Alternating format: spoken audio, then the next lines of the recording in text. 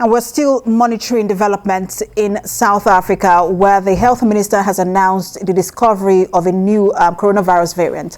Now, joining us to have a conversation on this is he joins me from virtually from Leeds in the United Kingdom, is a clinical director of Chapletown Primary Care Network, Dr. Abiye Hector-Goma. Thank you for joining us, Dr. Hector-Goma.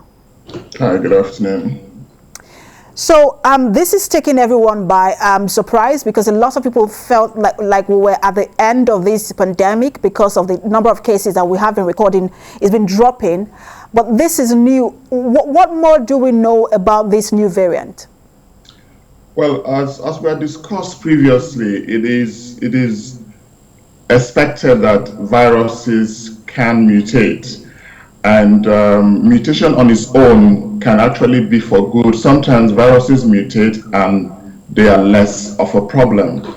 But sometimes when there's mutation, the virus becomes more transmissible. It means that more people can be affected by the virus. But I guess the more important thing is, with increased infection, is the virus deadlier?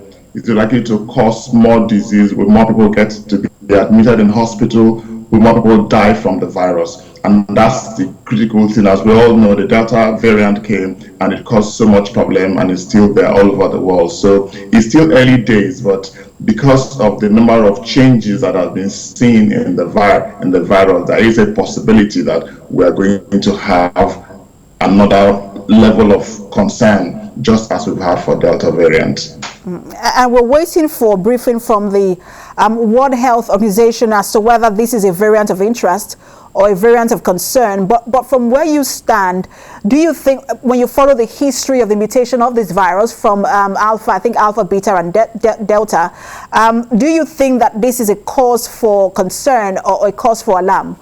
Well, I think it's a cause for concern, and I think it's already been identified as a variant of concern for a few reasons.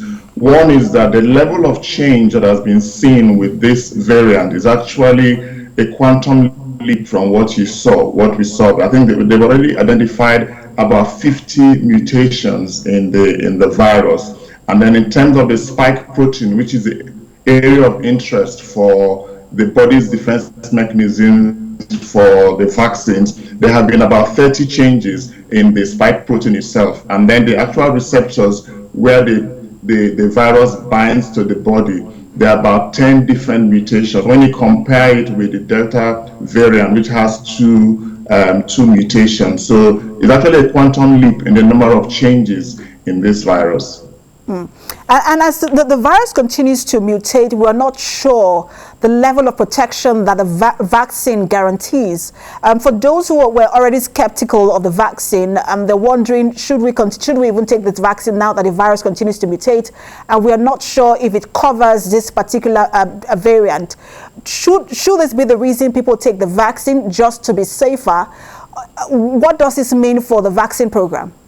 Well, I think the first thing is for the individual to look at the situation. This is a situation that is 2 years old. Some conditions like malaria, tuberculosis, we had them for 50, 100 or more years. We just have 2 years worth of information about this virus. And when you look at the number of people who have died from the virus, those who have survived it but are still suffering long-term COVID symptoms. People had COVID 15 months ago. They are still not able to go back to work. Now, the question that one would ask our viewers is, do you want to experience the virus first before you decide what to do? I think we all know that when you are in a pandemic, the best option we have is, if there's a vaccine, for as many people as are able to receive the vaccine, because that is the best defense mechanism we have. All right, we're waiting for the briefing from World Health Organization officials who are now meeting in South Africa.